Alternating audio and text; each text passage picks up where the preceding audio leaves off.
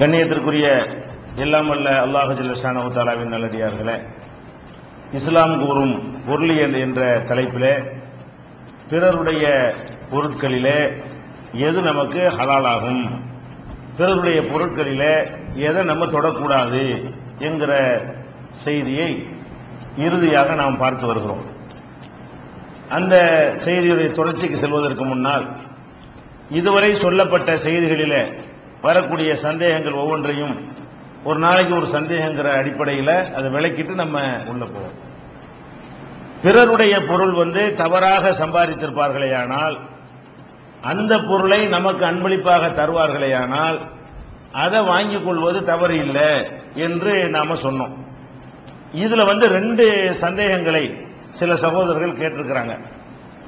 ஒரு சந்தேகம் என்னன்னு சொன்னா, பிறருடைய பொருள்னு சொன்னா ஒரு மனிதர் இன்னொரு மனிதனிடம் திருடி கொண்டாந்து கொள்ளையடித்து கொண்டாந்து வைத்திருக்கிற ஒரு பொருளை அதை வாங்கக்கூடாதுன்னு சொல்றீங்க. அதுவும் பிறருடைய பொருள் தான்.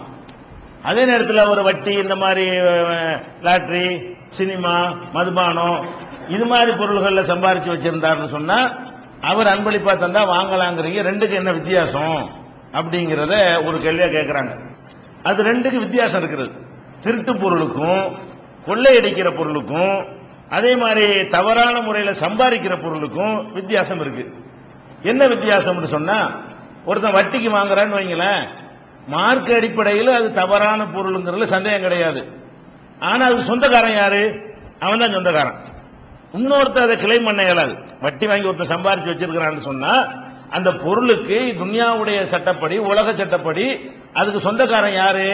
அவன் தான் சொந்தக்காரன், வேற ஒருத்தனுடைய சொத்து இல்லை. திருட்டுங்கிறது அப்படி கிடையாது. நான் ஒரு ஆள்கிட்ட பார்த்தா திருடிட்டு வந்துட்டேன்னு சொன்னா இதை கம்ப்ளைண்ட் பண்ணி போலீஸ்ல கம்ப்ளைண்ட் பண்ணி என்ன வாங்கிக்கலாம். ஏன் சொத்து கிடையாது. அது உலக சட்டப்படியே, மார்க்க சட்டப்படி திருட்டு ஹராம் தான், வட்டியும் ஹராம் தான். திருட்டு மூலமாக ஒருவனுக்கு சொத்து வருது என்று சொன்னா அது உலக சட்டத்தில் கூட அது அவனுடையது இல்லை. எவன்கிட்ட போய் கம்ப்ளைண்ட் பண்ணாலும் அது வாங்கி கொடுத்துருவாங்க. இன்னொருத்தன் பொருள் நம்ம கிட்ட இருந்துகிட்டு இருக்கிறது.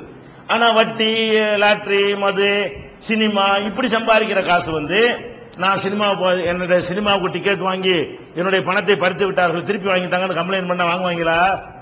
போலீஸ்ல போய் என்னுடைய பொருளை திருடிட்டான்னு கம்ப்ளைண்ட் பண்ணா புடிச்சு வாங்கி தருவாங்க. நான் சினிமா கொட்டையில டிக்கெட் வாங்கி ஏமாத்திட்டாங்க, சினிமாங்கிற முறையில் சம்பாரிச்சுட்டான், அதனால இந்த காசை எனக்கு வாங்கிட்டாங்க அப்படின்னு சொல்லி கம்ப்ளைண்ட் கொடுத்தா வாங்கி தருவானா? வாங்கி தர மாட்டான். திருட்டுங்கிறத இன்னொருவன் கிளைம் பண்ணி வாங்க இயலும். அப்ப இவனுடையதே இல்லை, எந்த ஒரு வகையில இவனுடையது இல்லை. இவனா சம்பாதிக்கிறது இருக்குல்ல, அடுத்தவன் இருந்து மன உரிமை தான் கொடுக்கறான். மார்க்கத்தில் தடை இருக்கே தவிர சினிமாவுக்கு போய் காசு கொடுக்கறோம், மன விரும்பி தான் அந்த காசை கொடுத்துட்டு வர்றான். வட்டி காசு வாங்குறவன் மன விரும்பி தான் அந்த காசை கொடுத்துட்டு வர்றான். லாட்டரி சீட்டு வாங்குறவன் மன விரும்பி தான் கொடுத்துட்டு வர்றான். அவங்கிட்ட இருந்து அவனுக்கு புடுங்கி பறிச்சு எடுத்துக்கிட்டது இல்லை. அபகரிக்கப்பட்ட பொருளா இருந்தால் அது அவனுடையது அல்ல. வட்டியா இருந்தால் அது அவனுடையது, ஆனா முறைப்படி வந்தது இல்லை. இதுதான் ரெண்டுக்கு வித்தியாசம். இப்போ ஒருத்தன் வட்டி வாங்கி சம்பாதிக்கிறான், இஸ்லாத்துக்கு வந்துட்டான். இஸ்லாத்துல இல்லாம நினைச்சிட்டான், பயங்கரமா சம்பாரிச்சு இன்னைக்கு திருந்தி இஸ்லாத்துக்கு வந்துட்டான். இப்ப அந்த வட்டி அவனை வச்சுக்கலாம்ல, மார்க்கப்படி வச்சுக்கலாம். வழங்குதா? நீ பையன் துபுத்தும் பழக்கும் சம்பாதிக்கும். நீங்கள் திருந்தி கொண்டீர்களே ஆனால் உங்களுக்கு பழையது அஃபல்லாஹ் அம்மா சலம், ஏற்கனவே உள்ளது அல்லாஹ் மன்னிச்சுட்டான், அதை நீங்க வச்சுக்கலாம் அப்படின்னு சொல்லி அல்லாஹ் சொல்லி காட்டுறான். அப்ப வட்டி வாங்கி ஒருத்தன் சம்பாதித்தவன் இப்பதான் வட்டி தவறுன்னு விளங்கி திருந்தி விட்டானே ஆனால் இதுக்கு முந்தி வாங்கினது அவனுக்கு ஹலாலா கூட ஆகி போயிருது. திருடி சம்பாதிச்ச ஒருத்தன் நீல திருந்திட்டேன் அப்படின்னு சொன்னா திருட்டு கொடுத்தவனுக்கு இவன் திருப்பி செலுத்தக்கூடாதுன்னு சொல்ல முடியுமா? திருப்பி தான் செலுத்தணும். ஒரு ஆள்கிட்ட கொள்ளையடிச்சிட்டேன், ஒரு ஆள் சொத்தை அபகரிச்சு வச்சிருக்கிறேன், நான் இன்னிலிருந்து நான் நல்லவன் ஆயிட்டேன், நல்லவனா திருப்பி கொடு, அவன் வச்சுக்கிட்டு இப்படி இருக்கிற அப்படின்னு கேட்போம். அதனால இந்த டிஃபரெண்டா நம்ம என்ன செஞ்சிருன்னு விளங்கி கொள்ளணும். அடுத்தவருடைய பொருளை அபகரித்தோ திருடியோ வைத்திருப்பானேயானால் அது அவன் வச்சிருக்கிறது ஹராம் தான். அவன்கிட்ட இருந்து நம்ம வாங்குறது என்னது? ஹராம், அவனுடையது அல்லது, வேற ஒரு ஆளுக்கு தர்றான், அதனால அது வாங்கக்கூடாது. வேற மாதிரி சம்பாரிச்சு வச்சிருந்தான்னு சொன்னா அது அவனுடையது தான், முறைப்படி வந்ததில்லை, ஆனா அவனுடையது தான். அந்த வகையில் என்ன செய்யறோம்? அவன் தான் வாங்கிக்கலாங்கிற இந்த வித்தியாசத்தை என்ன செய்யணும்? இது ஒண்ணு விளங்கிக் கொள்ளணும். இதுலயே இன்னொரு கேள்வி, இதே விஷயமாக இன்னொரு கேள்வி என்ன கேட்டாங்கன்னா, ஒருத்தர் தவறாக சம்பாதித்தால் அது ஹராம் என்று சொல்றீங்க, ஒருத்தன் தன்னுடைய இடத்தை வட்டி கடைக்கு வாடகைக்கு விடுறான், இவன் வட்டிலாம் வாங்கல, அதை வாங்கி சாப்பிடலாமா அப்படின்னு சொல்லி ஒருத்தர் கேட்கிறாரு. வட்டி வாங்குறது எப்படி ஹராமோ, வட்டிக்கு வாடகை விடுறது ஹராமு தான். இவரு ஹராம தான் வரப்போகுது. அது விளங்காம என்ன செய்யறாரு அவரு? இந்த வித்தியாசம் விளங்காம கேட்கிறாரு. ஒருத்தர் வட்டி வாங்கின ஒருத்தர் நமக்கு அன்பளிப்பா தருவது என்பது வேற. நம்முடைய இடத்தை வட்டி கடை நடத்துறதுக்கு வாடகை விட்டு நடத்துனீங்கன்னா அந்த வட்டிக்கு துணை செஞ்சு வருமானத்தை வாங்குறீங்க, அது ஹராம் ஆயிரும். ரெண்டு ஒண்ணு கிடையாது. நம்ம அந்த தீமைக்கு துணை செய்தல் என்கிறது வறுமையானால் அது ஹராம் ஆயிரும். நம்ம எந்த வகையிலும் துணை செய்யல, அவன் சம்பாரிச்சது அவனுக்கும் அந்த யார்கிட்ட சம்பாரிச்சான அவனுக்கு உள்ள விவகாரம், நமக்கு அவன் தர்றான். இந்த வித்தியாசம் விளங்கிறாம என்ன செய்யறாங்க? அப்ப தப்பான காரியத்தை வாடகை விடலாமா, அது செய்யலாமான்னு கேட்டா வாடகை விடக்கூடாதுங்க. வாடகைக்கு விட்டால் அந்த தப்புக்கு நீங்கள் துணை செய்கிறீர்கள். தப்புக்கு துணை செய்து சம்பாதித்தால் அதுவும் ஹராம். தப்பான வழியில் வட்டிக்கு சம்பாதிக்கிறது எப்படி ஹராமோ, வட்டிக்கு இடம் கொடுத்து அதிலிருந்து சம்பாதிப்பது என்னதான் அது ஹராம், அது செய்யக்கூடாது. அவன் வாங்கி முடிச்ச பிறகு நமக்கு தர்றான், அந்த விஷயத்தான் பேசணும். இதே விஷயமாக இன்னும் சில கேள்விகள் இதே விஷயமா இதே டாபிக்ல சில சகோதரர்களுக்கு இருக்கிறது, அது நாளை பார்ப்போம் இன்ஷா அல்லாஹ். நேற்றைய உரையுடைய தொடர்ச்சியில என்னன்னு கேட்டா, மனைவிகளுக்கும் ஒருத்தனுடைய மனைவிகளுக்கும் அவங்களுடைய பிள்ளைகளுக்கும் கணவனுடைய தந்தையுடைய சொத்துல ஒரு உரிமை இருக்கிறது. என்ன உரிமை இருக்கிறது? அவர்கள் ஒழுங்காக கொடுக்கல என்று சொன்னா நியாயமான முறையில் தேவையான அளவுக்கு அவங்கள கேட்காமலே எடுத்துக்கொள்ளலாம். கணவனுடைய சொத்துல இருந்து மனைவி என்ன செய்யலாம்? ஒரு 100 ரூபாய் தேவை இருக்கு, 50 ரூபாய் தான் கொடுக்கிறாரு, ஆனா அவர் கொடுக்க ஏழு நியாயமா எடுத்தா அவனு பாதிக்காது அப்படின்னு இருந்தால், அவருக்கு தெரியாம மனைவி எடுத்துக்கொண்டார்களே ஆனால் அதுல என்ன கிடையாது, தப்பு கிடையாது. அது மாதிரி மகனுக்கு ஒரு தேவை இருக்கிறது, தந்தைக்கு அந்த அந்த கொடுக்கிறது கெப்பாசிட்டியும் இருக்கிறது, கொடுக்க மாட்டேங்கிறாரு, 1000 ரூபாய்க்கு 200 தான் கொடுக்கிறாரு, அவருக்கு தெரியாம எடுத்துக்கலாமான்னு கேட்டா அது எடுத்துக்கொள்ளலாம். அது பிறர் பொருள் கிடையாது. பாப்பா சொத்த பிள்ளை எடுத்துக்கொள்வது என்ன இல்ல, பிறர் பொருள் கிடையாது. கண்டிஷன் என்ன? நியாயமா இருக்கணும், நியாயமா நேர்மையா இருக்கணும். இது எடுத்ததுனால அவர் சந்தையில் நின்றக்கூடாது, அவர் ஒரு வாக்களிச்சிருப்பாரு, அதுக்கு வச்சிருந்த ரூபாய் நீ எடுத்துட்டு போயிடக்கூடாது. இந்த மாதிரியான கண்டிஷன்ல இருக்குன்னு நேற்று சொன்னோம். அதே மாதிரியாக இன்னொன்று இருக்கிறது.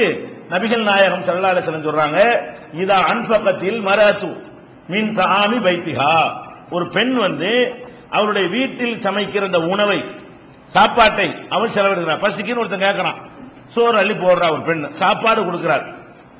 அது சாப்பாடு கொடுக்கிறது கூட கையிற முப்சிதத்தின், அந்த குடும்பத்துடைய பொருளாதாரத்தை நாசமாக்கி விடாத வகையில, பாழாக்கி விடாத வகையில, குடும்பத்தை பாதிக்காத வகையில ஒரு 10 பேருக்கு கூட சோறாக்கி கொடுக்குறான். ஆக்கும்போது சோறாக்கும் பொழுது வீட்டில் உள்ள 10 பேர்னு சொன்னா இன்னொரு 10 பேருக்கு சேர்த்து போட்டு ஆக்கி கொடுக்குறான். அதனால அது பாதிப்புலாம் வராது, இருக்குது, எல்லாம் கொடுத்துருக்கான். அல்ல கூட ஒரு 2 பேருக்கு சேர்த்து ஆக்குறான், அதனால புருஷனுக்கு என்ன செய்யாது, பாதிப்புலாம் வராது. அது மாதிரி அவள் செய்தாலேயானால் கானலகா அஜுர்ஹா, அவளுக்கு அதுக்கு கூலி தான் உண்டு, தண்டனை கிடையாது. புருஷனுடைய சோத்தை புருஷன் இல்லாத போது இன்னும் 2 பேருக்கு சேர்த்து ஆக்கி 2 ஏழைகளுக்கு கொடுக்குற, டெய்லி கூட கொடுக்குறான், 10 பேருக்கு சோத்தாக்கி கொடுக்குறான். ஆனா அதனால குடும்பத்தை பாதிக்காது. அந்த மாதிரி இருந்தால் நீ எப்படி புருஷன் காசை கேட்காம கொடுத்தேன்னு கேள்வி வராது. மாறாக என்ன வரும் கேட்டா, இந்த கூலி வாங்கிக்க, புருஷன் காசு உன் காசு தான், அதனுடைய அர்த்தம். அப்ப கானலகா அஜுர்ஹா, அதற்கான கூலி அவளுக்கு கிடைக்கும். பிமா அன்பகத், அவள் செலவழிச்சதுக்காக வேண்டி கூலி கிடைக்கும். ஒலி ஜௌஜிஹா அஜ்ருஹு பிமா கஸப, புருஷன்காரன் சம்பாதிச்சு கொடுத்தான், அதனால அவனுக்கும் கூலி கிடைக்கும். அவனுடைய பொருளாதாரத்திலிருந்து இவ தர்மம் கொடுத்தாலேயா, சாப்பாடு கொடுத்தாலேயானால் இது சாப்பாடு கொடுக்கிறது தான். ஒரு 10,000 ரூபாய் தாங்கன்னு ஒருத்தர் கேட்டு வந்தோன்னு புருஷன் காசு எடுத்து கொடுத்து விட கூடாது, அதுக்கெல்லாம் இது கிடையாது. உணவு கொண்டு வருது, இந்த அரிசியில வருது. ஒரு மனைவி என்ன செய்யலாம்னு கேட்டா, ஏழைகளுக்கு உணவு கொடுப்பதற்காக வேண்டி புருஷன் பர்மிஷன் கேட்க வேண்டியதில்ல. வீட்டு வாசல் பிச்சைக்காரன் வந்தா, போன போட்டு ஒரு பிச்சைக்காரன் வந்திருக்கான், சோறு போடவா, இப்படியே கேட்டுட்டா இருக்க முடியும்? பிச்சைக்காரன் வந்தா அவங்க டிபார்ட்மெண்ட் அது, பிச்சைக்காரன் வர்றா சோறு கேட்கிறான், இதெல்லாம் பர்மிஷன் கேட்டு இருக்க முடியும்? நம்ம வாட்டு போட்ட வேண்டியதுதான். அப்ப என்ன சொல்றாங்க, கொடுத்ததுனால இவனுக்கு நாலேஜ் கூட இருக்காது, ஆனா கூலி கிடைச்சு போயிடும். இந்த புருஷன்காரனுக்கு இவ கொடுத்தது தெரியுமா, 2 பேருக்கு பிச்சை போட்டது, 5 பேருக்கு பிச்சை போட்டது தெரியுமா? தெரியாவிட்டால் கூட அவளுக்கும் கூலி கொடுத்தால் இந்த மனசுக்காக வேண்டி, காசு இவனுடைய காசு தானே, அதனால இவனுக்கும் கூலி கிடைக்கிறது என்று பெருமானார் ஸல்லல்லாஹு அலைஹி வஸல்லம் சொல்றாங்க. இது கூலி கிடைக்கிற விஷயத்துக்காக நான் சொல்லல, மனைவிக்கு கணவனை கேட்காமல் இந்த பொருளாதாரத்தை இந்த அளவுக்கு கையாளலாம். எந்த அளவுக்கு கையாளலாம்? ஏழைபாளைகளுக்கு உணவளிப்பதற்காக வேண்டி மனைவி நினைத்தால் கணவன்கிட்ட கேட்க வேண்டியது இல்ல, இது குற்றமாகாது, நல்ல காரியம். பிறர் பொருள் வராது. எதுக்கு சொல்றோம்? பிறர் பொருள் ஹராம்ங்கிறதுல இருந்து உள்ள விதிவிலக்குக்காக இந்த